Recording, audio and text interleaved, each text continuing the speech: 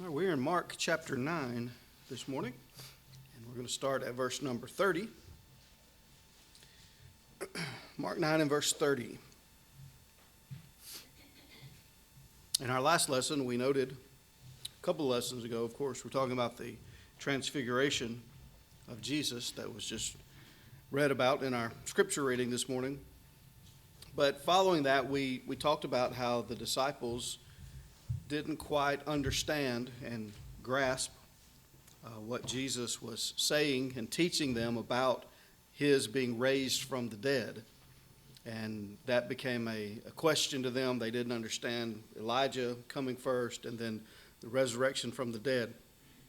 We saw how a man had a son who was possessed by a demon, and the disciples were unable to cast him out. And Jesus, of course, told them that kind can only be cast out or come forth by prayer and fasting, which indicated a lifestyle of praying and fasting. And so the disciples were still growing and maturing and learning, and not to where they needed to be and where ultimately they would be. And we obviously relate to that because we also are growing and maturing. And hopefully it challenges us to think on those things.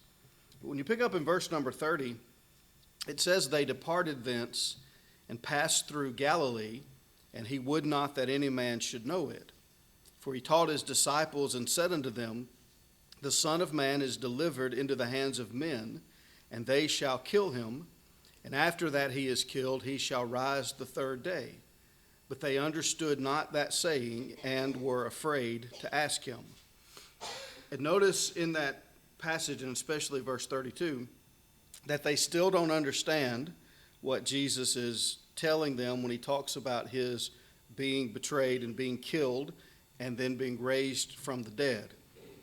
The miracle of the transfiguration, part of the reason for it, was to show his disciples very clearly the glory of Jesus, that even though he's living among them in a physical, human, fleshly body, he is much more than human. He's also God. And so obviously, if he's killed physically, that's not going to be the end of his existence. He's still alive spiritually, and he will come back and he will return. Which, by the way, is to be encouragement to us also, that Jesus has been gone from the earth for almost 2,000 years, and he promised to come back. Just as certainly as he arose from the dead, it's just as certain that one day he's going to return. And we can count on that, just like he promised his disciples here. And so it hasn't happened yet, and sometimes people question it and wonder why and those things, but it's going to happen. It's absolutely certain. But they still didn't quite understand what Jesus was teaching them. But the interesting thing to me in verse 32 is that they were afraid to ask him. I think they understood that Jesus has tried to teach them about this, and he's mentioned it on several occasions, and then there was the miracle of the transfiguration, and they're almost to the point of, we should be able to get this by now, and we still don't, and so they're afraid to ask him because they feel inadequate. Not that they're afraid of Jesus. He's never been mean or cruel to them in any way, so certainly if they ask him a question, he would deal with them kindly, but it's almost like they're embarrassed to ask that we don't get this yet or understand this yet. And I think we need to learn from that also, because sometimes we feel the same way, that we make the same mistakes over and over again, and we should know better, and we should do better, and should understand better. And sometimes we grow afraid to talk to God as we should. We don't pray like we should because we feel inadequate to pray. Why would God want to listen to me when I keep messing up all the time and I haven't grown the way that I should?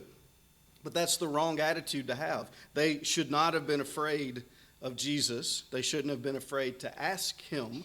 That's what he's always encouraged them to do. He's there to teach, to seek and to save the lost, and he does that by teaching the gospel. So they had nothing to fear, but they were afraid anyway. But it was more about them and their view of themselves than it was about Jesus. Their own lack of growth or lack of being able to understand was what was holding them back. Now notice verse 33. It says, he came to Capernaum, and being in the house, he asked them, what was it that ye disputed among yourselves by the way? But they held their peace, for by the way they had disputed among themselves who should be the greatest. So in verses 30 through 32, we have them afraid to ask Jesus about the resurrection of the dead because for whatever reason they feel inadequate or like they should understand it by now and they don't, and so they're just afraid to ask him. And then in verses 33 and 34, you have Jesus asking them a question, and they're afraid to answer because they know that what they've been discussing and arguing about and fighting over is something that Jesus is not going to approve of. Who is greatest in the kingdom? Who's going to be greatest? And remember that their idea of the kingdom was still, because they didn't understand the crucifixion and the resurrection and all of those things, leading into that or tying into that was their misunderstanding about the kingdom. They thought the Messiah was coming to set up a physical earthly kingdom. And so how does Jesus dying help with that? And what does the resurrection of the dead have to do with that?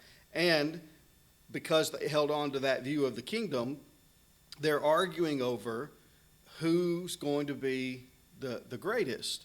So the king has, the person who sits at his right hand. Well, who's that going to be among the 12? Remember that Jesus had just taken Peter and James and John up to the Mount of Transfiguration. So they probably kind of have the feeling that if anybody's being chosen to be Jesus' right-hand man, it's one of those three. And maybe the other disciples were jealous of that, or maybe those three were kind of bragging about it, or maybe they're just, discussing these kinds of matters. But who's going to sit at Jesus' right hand and who's going to sit at his left hand? When he's on his throne and he's established this kingdom, who's going to be second in command or third in command? And that's what they're arguing about. And so Jesus obviously knew that, and he asked them what they were disputing, and they don't answer him. They hold their peace. So on one hand, you have them afraid to ask Jesus because they feel inadequate, and now you have them afraid to answer Jesus because they know their thinking is incorrect. They're arguing over something they shouldn't be arguing about. So their misunderstanding about the kingdom and therefore about who Jesus is, even though they know his identity, they know that he is the Messiah, they know that he's the Son of God, they haven't been able to reconcile that with death and resurrection and a spiritual kingdom. And so it's leading them into all of these confusions and disputes and arguings and things that could divide them. And it's the same thing that happens in the church today and in the religious world in general. The things that we argue about and dispute over, it always comes back to a misunderstanding about who Jesus is and what his kingdom is, the church. And that if there is one head, there can only be one body. And that it's a spiritual body and it's not a physical one. And all of those things that we argue about with our religious friends and neighbors. It comes back to this same kind of misunderstanding. But the disciples, again, are afraid to answer Jesus because they know that's not what they should have been arguing about. But in doing this, what Jesus does is presents an opportunity to teach them about his kingdom and about what it takes to be great in his kingdom.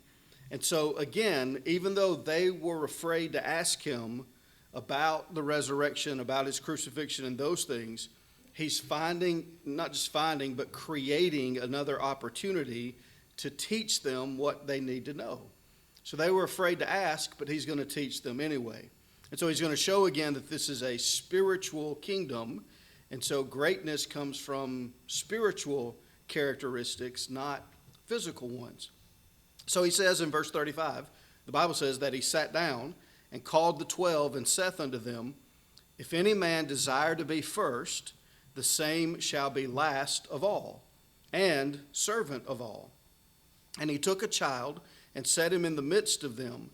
And when he had taken him in his arms, he said unto them, whosoever shall receive one of such children in my name receiveth me. And whosoever shall receive me receiveth not me, but him that sent me. And so Jesus uses two things here to talk about what it really means to be great in the kingdom. Who's greatest in the kingdom? Well, first of all, it's the person who is last of all. And by being last, he shows that he means being a servant of all. Greatness in the Lord's kingdom comes down to, if you want to put it in one word, that word is service. Serving others, serving God first, of course, but we serve him by serving one another and serving our fellow man. And so it's a spiritual kingdom. It's about service. And again, this is the opposite of what you think of in a physical kingdom. The king is served, right? Everybody comes to the king and bows to the king and gives him what he wants and what he needs and the best of everything. And people want to be high up in authority in relation to the king so they can be served and have servants to wait on them and to, be at their beck and call and to do whatever they want or they ask. But that's the exact opposite of what it's like in the Lord's kingdom. The greatest is the servant, the one who serves others. And sadly, we've fallen into that same way of thinking sometimes when we think about the church. We think that the church exists to serve us, right? And we get mad when the church doesn't have the Bible class that we think it ought to have. When the church doesn't provide entertainment for our young people, like we think, well, we're going to go to this congregation over here because they have a youth leader and they have this and they have that. Because the church is supposed to serve me, right? That's what it's here for. When someone doesn't visit me when I'm sick, I get upset because the church is supposed to serve me. And we have all these ideas about that's what the church is here for, and that's not at all the purpose of the church. It's for us to serve others. Now, in doing that, we serve each other, and when one is sick, we minister to them. When one weeps, we weep with them. We're going to talk about that in our sermon tonight from Romans. We rejoice with those who rejoice and weep with those who weep. We take care of one another, but it's service toward one another. It's not that we come into the Lord's kingdom with the idea of being served. Jesus has rendered the greatest service of all. He purchased our redemption by his sacrifice on the cross. And when we come into his kingdom, that's the gift that he provides for us. And the response to that is that we become servants of others. So we want the world to know that they too can have forgiveness of sins. And so we go to serve them.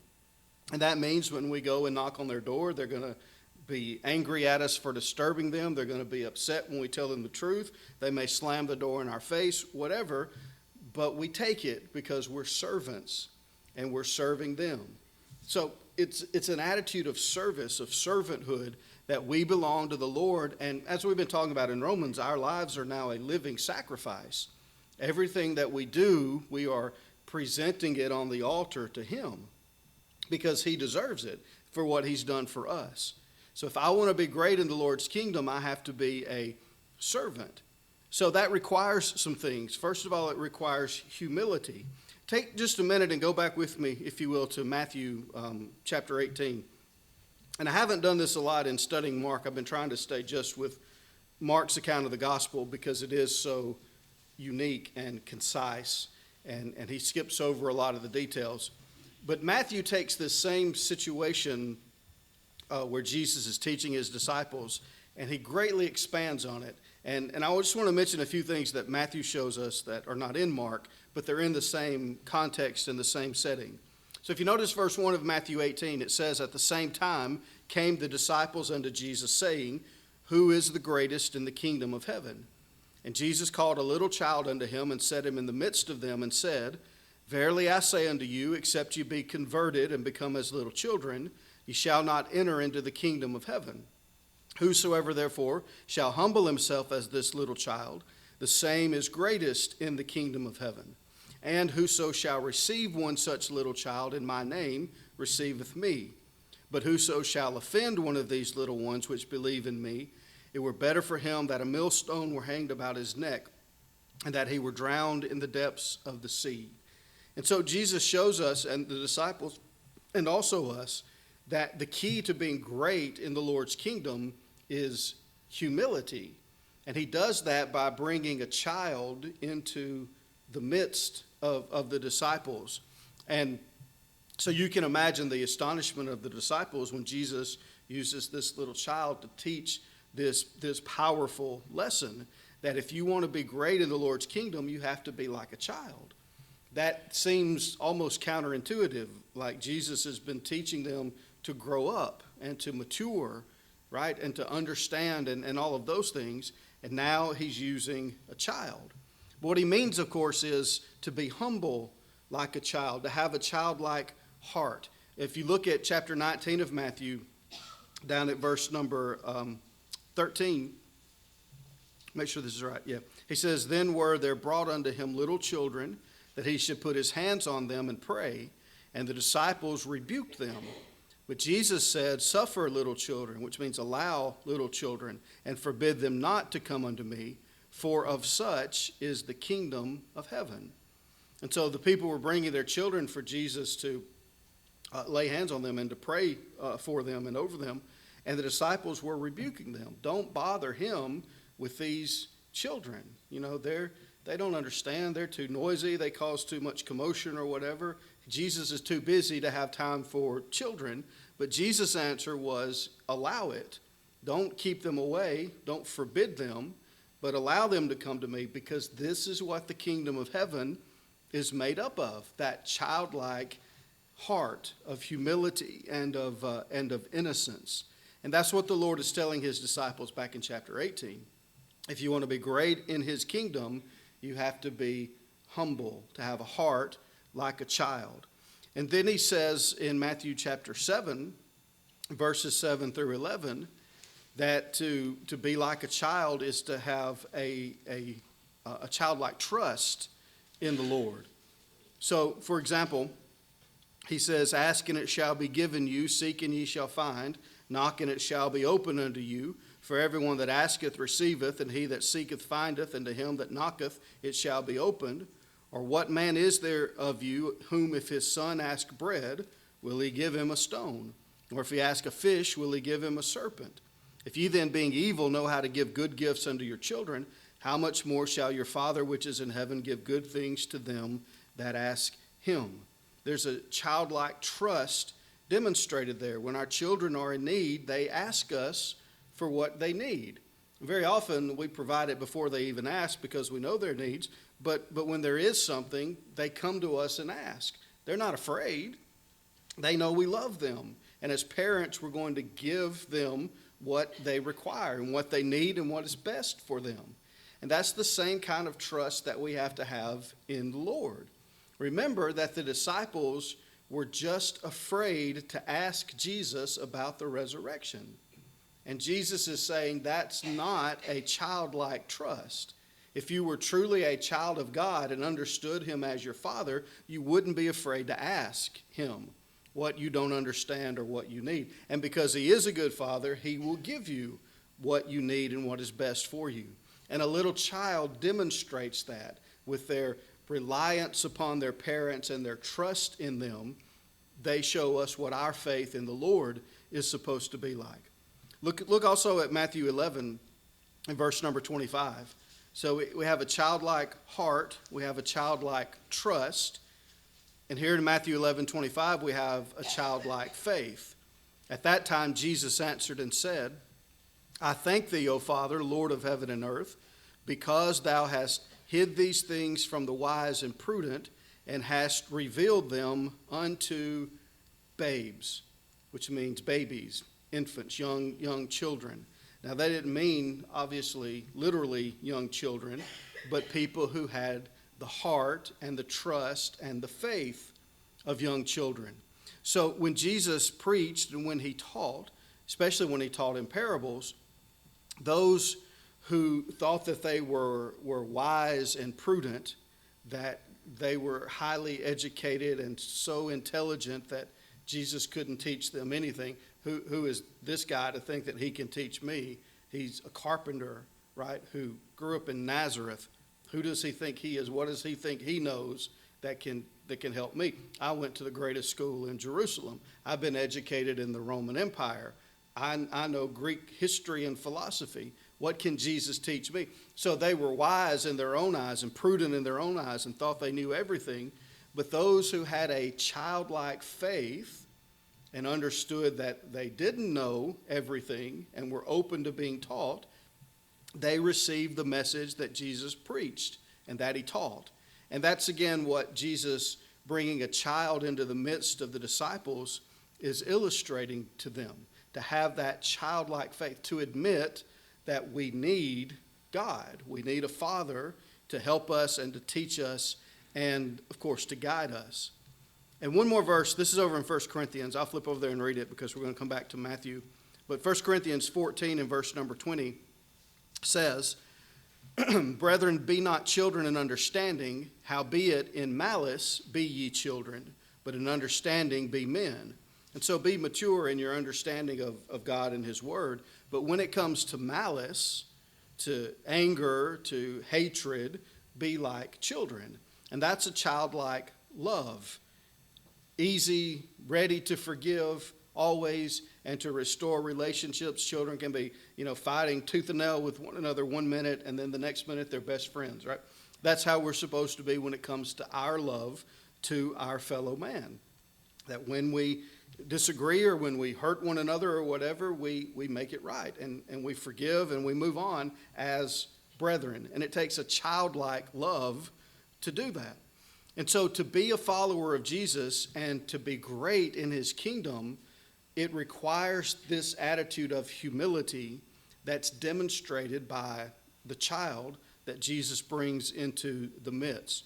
And by the way, I think it's important to mention here also that as Jesus is using children and the innocence of children to describe, those who make up the kingdom, that we have to have that same kind of heart and attitude, he emphasizes the punishment for those who offend these little ones. In verse 6 of Matthew 18, of course, he says, it were better for him that a millstone were hanged about his neck and that he were drowned in the depth of the sea. And there are two things to remember in connection with that. One, of course, is for those who harm children and rob them of their innocence and mistreat them and abuse them and damage them physically, emotionally, psychologically, and all those things, there's a heavy punishment to be paid.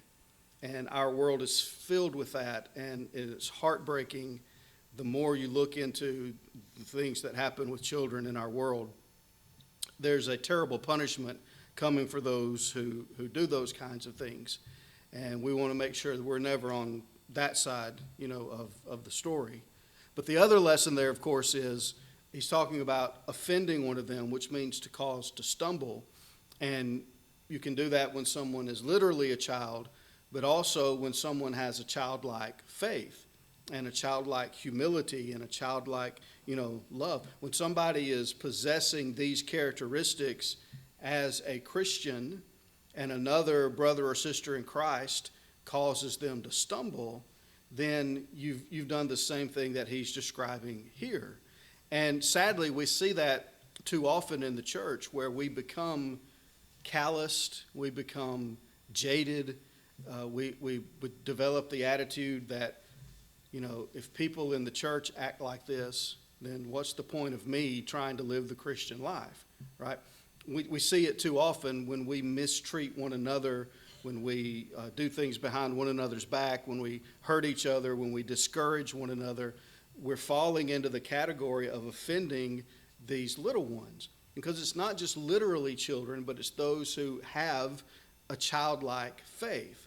And Matthew goes on to talk about that, or Jesus does in this passage, when he talks about a brother or sister who trespasses against you and sins, and the need to correct that and to restore that relationship and to make things right. We have to be careful about not causing each other to sin and to stumble and to give up and those kinds of things. So that's key to being great in the kingdom of heaven. It comes down to humility. And if I am humble of heart, then I will be a servant. And I'll serve others in whatever way I have to. whether there's any glory in it or not. From a human perspective, I'll do what has to be done. You know, Jesus washed the disciples' feet in John chapter 13. There's no honor and glory in that. That's what the servant did. The house slave was brought in to wash people's feet. The master of the house is not going to stoop down to that kind of menial task. But if you're a Christian, you'll do that. Because it's not about glory or honor from a human perspective. It's about humbly serving others to show them Christ.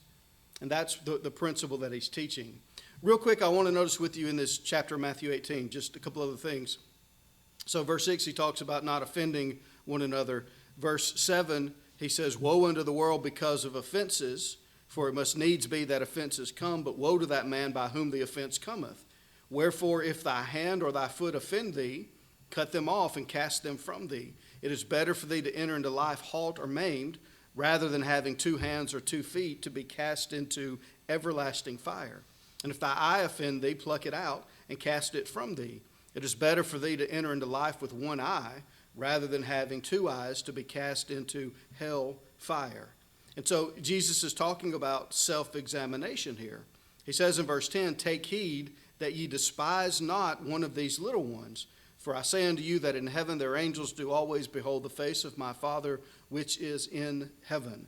So it's self-examination. There are going to be offenses, and the word offense means a stumbling block, something that causes another to stumble. So we're running the race as a Christian, and somebody puts a rock in our path that trips us up and makes us fall, which means it slows us down on our journey, or it causes us to give up the race altogether. Those kinds of things are going to come. We're all going to face obstacles and difficulties. But Jesus says, woe unto the one who is the cause. And so we have to be on guard in our own lives to make sure that we're not the source of offense in someone else's life, that we're not the reason that someone else is lost or becomes unfaithful. And when we look at ourselves, of course, we have to remove the things from our own lives that cause us to stumble, where we have control over it. So if your hand offends you, he says, cut it off. It's better to live this life without a hand and make it to heaven than to go to heaven with all your appendages, or rather to go to hell, but you have all your appendages. And he's not literally telling us to cut off our hands or our feet or pluck out our eyes, but he's saying if you're doing something that's wrong, then cut that out of your life. Don't do it anymore. Whatever you have to do to keep yourself from doing that, don't do it. If you're going where you shouldn't go, then stop going there. Remove that from your life. If you're looking at things you shouldn't look at, you don't literally have to take your eyes out, right? You just have to turn off the television or get off the computer or whatever it is. Don't look at those things, and do whatever is necessary to keep you from doing that, as drastic as it may be, because it's worth making that sacrifice and going to heaven far more than it is to keep doing sinful things and to be lost. And that's his point. So sometimes you have to, quit the job you're at and find another job because there's a person there who's a temptation to you. Sometimes you have to cut someone out of your life who's been a friend for years or whatever because they're dragging you down and causing you to stumble. Sometimes the sacrifices are great, and it's like amputating a part of yourself, but it's worth it in the long run, is what Jesus is saying. So if you want to be great in the Lord's kingdom, you have to be honest with yourself and examine yourself and ask, what is it that's keeping me from faithfulness? And then remove that from your life. What am I doing that's causing someone else to stumble? And remove that from your life. And that's how you're great in the eyes of God. And so when they're fighting over who's greatest in the kingdom of heaven, they're thinking about positions of honor and authority and those things. And Jesus is showing them the spiritual side of the kingdom. Now, he also mentions, we won't read the passage for the sake of time, but verse 11 down through 14, if you want to be great in God's eyes, you have to care about the lost. Love for the lost is essential. And he talks about a man who has 100 sheep, one's gone astray, he leaves the 99 and he goes find the one that's lost. And he says in verse 14, even so, it is not the will of your Father which is in heaven that one of these little ones should perish. And so if I want to be great in the Lord's kingdom, I have to love the lost to the point that I will go out and seek them. And that includes not just the lost who have never become Christians, never obeyed the gospel, but also the lost who are in the church, right? You know, Luke chapter 15, you have the parable that Jesus tells there of the lost sheep, and then you have the parable of the lost coin. And the lost sheep was lost outside the flock, out in the world. But the lost coin was lost in the house, right? It was inside the house, but it was lost. And then Jesus uses those two examples in the story of the prodigal son. The prodigal son left, and he went out, and he's lost out in the world. But the older brother is still at home, but he's just as lost as the prodigal son was. And we need to be concerned about the lost who have never obeyed the gospel and never become Christians, but we also have to be concerned about those who have and who are now lost again. It's our responsibility to try to bring them back. That's verse 15. If thy brother shall trespass against thee, go and tell him his fault between thee and him alone. And if he hear thee, thou hast gained thy brother. And he goes through that whole process of what we do. To be great in God's kingdom, we have to love the lost. Whether they've become our brothers or not, we have to care about their souls and seek their salvation. That's what makes us great in God's eyes. And then it all culminates in the last part of the chapter, verse 21 through the end, that we have to be forgiving. And so Peter comes and says, Lord, how oft shall my brother sin against me and I forgive him? Till 7 times? And Jesus answers, of course, until 70 times 7. And he gives that parable about the unmerciful servant. And so to be great in God's eyes, to truly be humble, means to serve, even to the point of going to the lost and to our lost brethren to try to bring them back, and then to be forgiving for those who repent and come back home, for those who come out of the world to become members of the Lord's kingdom. We have to be just as forgiving of them as the Lord is. But we have to be willing to forgive the sins and the mistakes of others. So that's who is greatest in the kingdom of heaven. And again, these disciples were arguing over it like it's a position of authority. And Jesus says it's not something to argue over. You all can be great in the kingdom. You just have to humble yourselves to serve and to give your life as a living sacrifice. And that, again, is the challenge to us to understand the spiritual nature of God's kingdom, and that our responsibility is in that kingdom to serve God by serving our fellow man, the lost in the world, our brothers and sisters in Christ, and even those who have gone astray. We're servants to all, and that makes us great in the eyes of God. And that's what Jesus was trying to teach his disciples. Well, Lord willing, next time we'll pick up here in the next passage where we read about this man who was casting out demons, but he wasn't a part of the group that was with Jesus, and the controversy that comes from that, which is still sometimes a controversy today. But we'll try to talk about that down through the end of the chapter in our next lesson. But we'll stop here for now.